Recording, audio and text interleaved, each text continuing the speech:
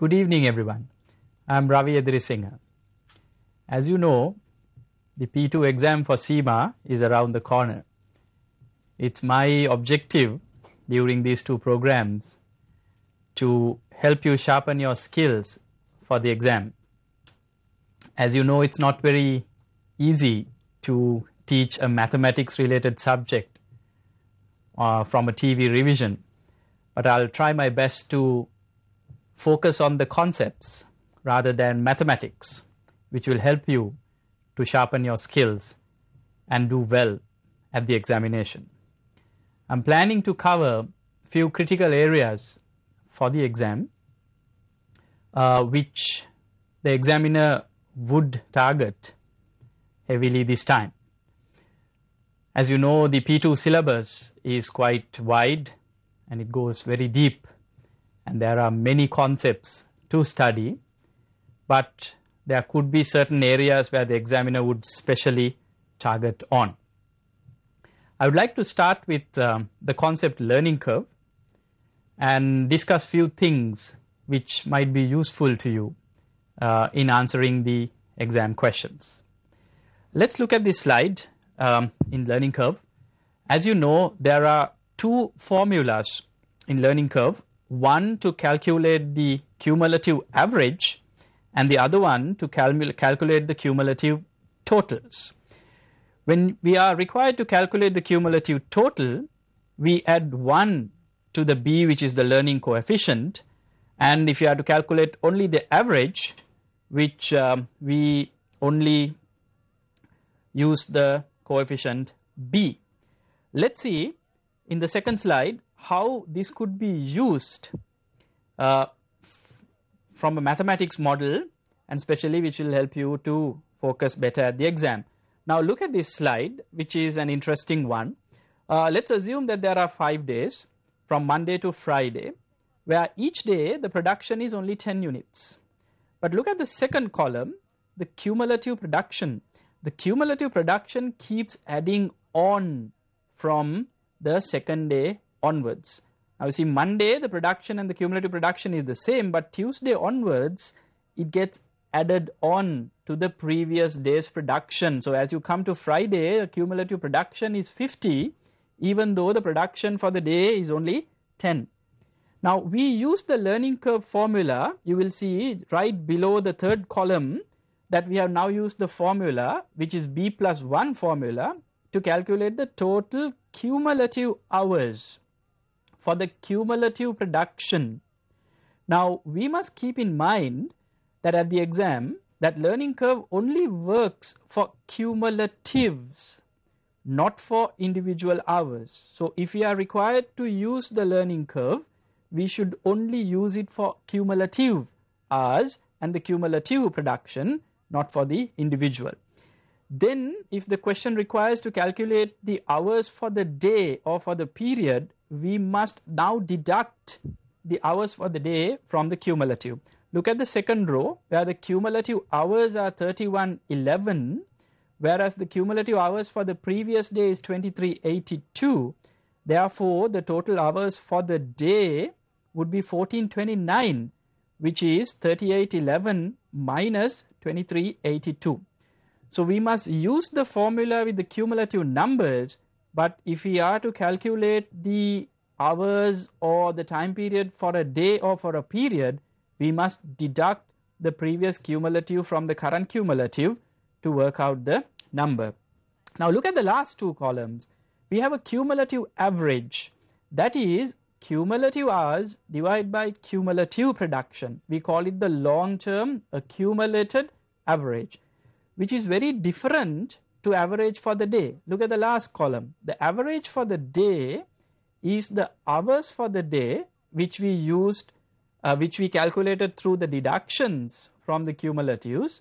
Concentrate on 14.29, which we calculated earlier, divided by the production for the day, not the cumulative production for the day, which is 1429 divided by 10. So it is quite different if the examiner wants you to calculate the cumulative average versus the average for a day or for a period.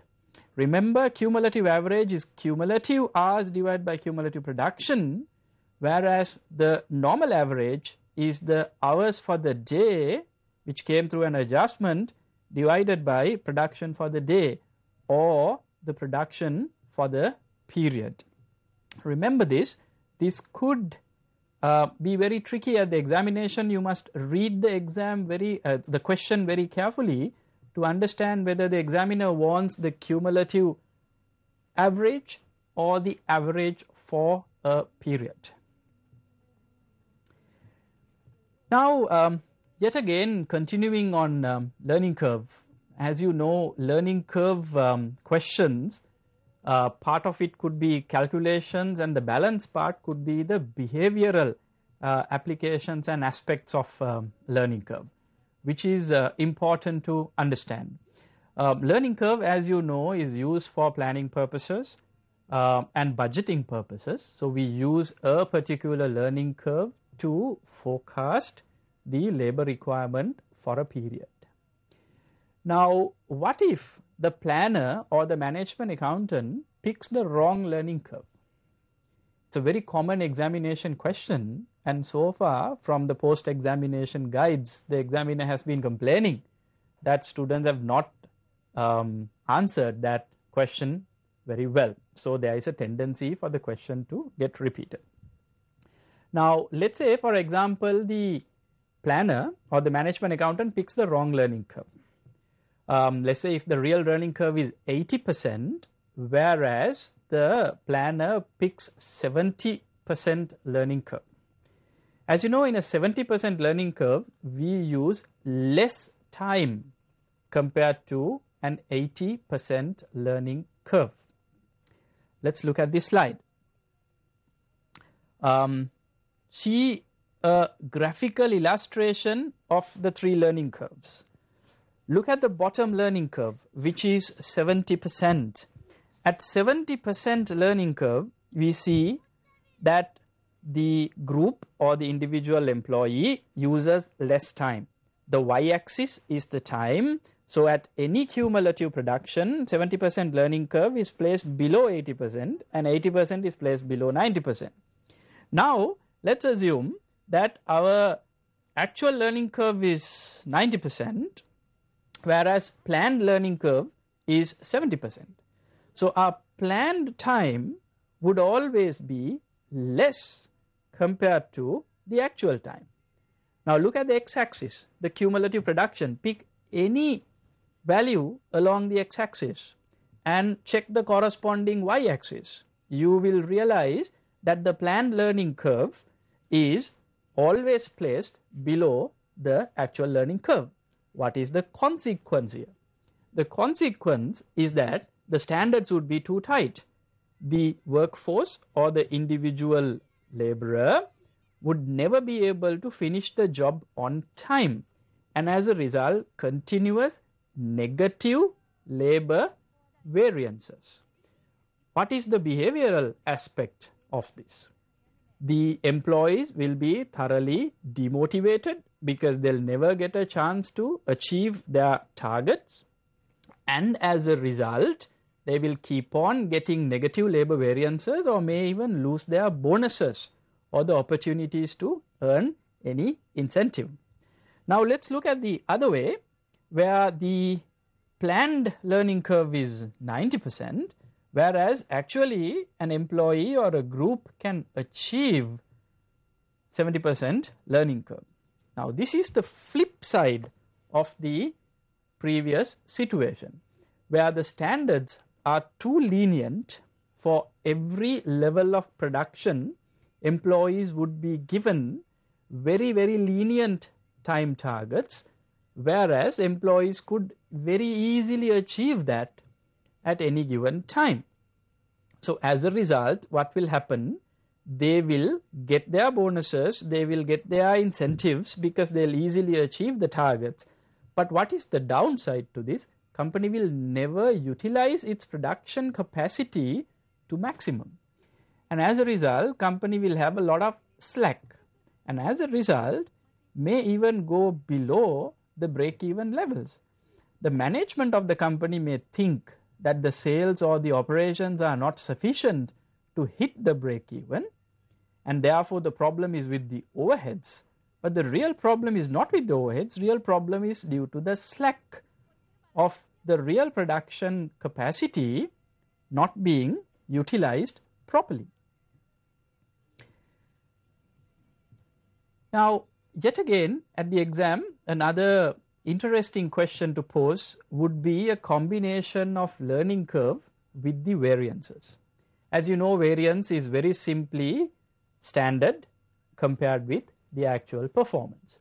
How does the standard come? Standard is through learning curve calculation, especially for labor calculations. So if we do pick the wrong learning curve, our standards would be wrong. As a result, there would be either a positive or a negative variance, and the reverse of the situation. So the examiner would be interested to calculate, for the student to calculate the variances arising from the learning curve calculations. The most common variances he would like you to calculate would be the labor efficiency variance and the labor rate variance, planning variance and the operations variance. So it's good for you to revise your PO notes, what you studied few months ago, and be ready with any variance analysis calculation and to comment on the variances as to how it occurred. This would be a good preparation for the learning curve area. And remember about the cumulative and the average calculation. We'll take a short break and come back and discuss a different area in the syllabus.